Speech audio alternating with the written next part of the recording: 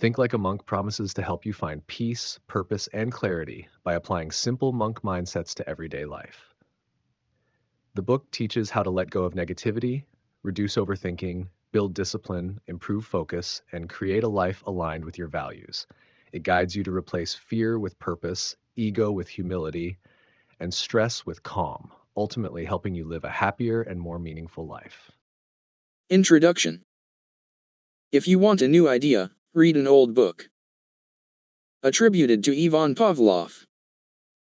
When I was 18 years old, in my RST year of college, at Cass Business School in London, one of my friends asked me to go with him to hear a monk give a talk. I resisted. Why would I want to go hear some monk? I often went to see CEOs, celebrities, and other successful people lecture on campus, but I had zero interest in a monk. I preferred to hear speakers who'd actually accomplished things in life.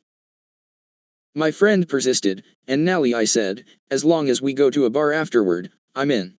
Falling in love is an expression used almost exclusively to describe romantic relationships. But that night, as I listened to the monk talk about his experience, I fell in love. The guru on stage was a 30-something Indian man. His head was shaved and he wore a sarin robe. He was intelligent, eloquent, and charismatic. He spoke about the principle of Salus Sacris.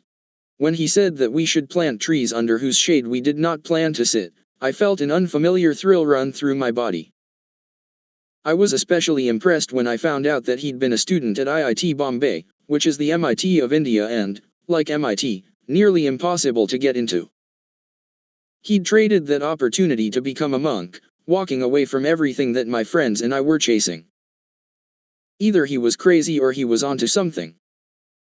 My whole life I'd been fascinated by people who'd gone from nothing to something, rags to riches stories. Now, for the RST time, I was in the presence of someone who'd deliberately done the opposite. He'd given up the life the world had told me we should all want. But instead of being an embittered failure, he appeared joyous, content, and at peace. In fact, he seemed happier than anyone I'd ever met.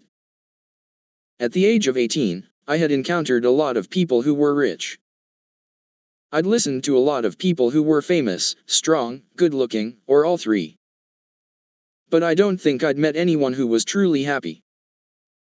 Afterward, I pushed my way through the crowds to tell him how amazing he was, and how much he'd inspired me. How can I spend more time with you? I heard myself asking. I felt the urge to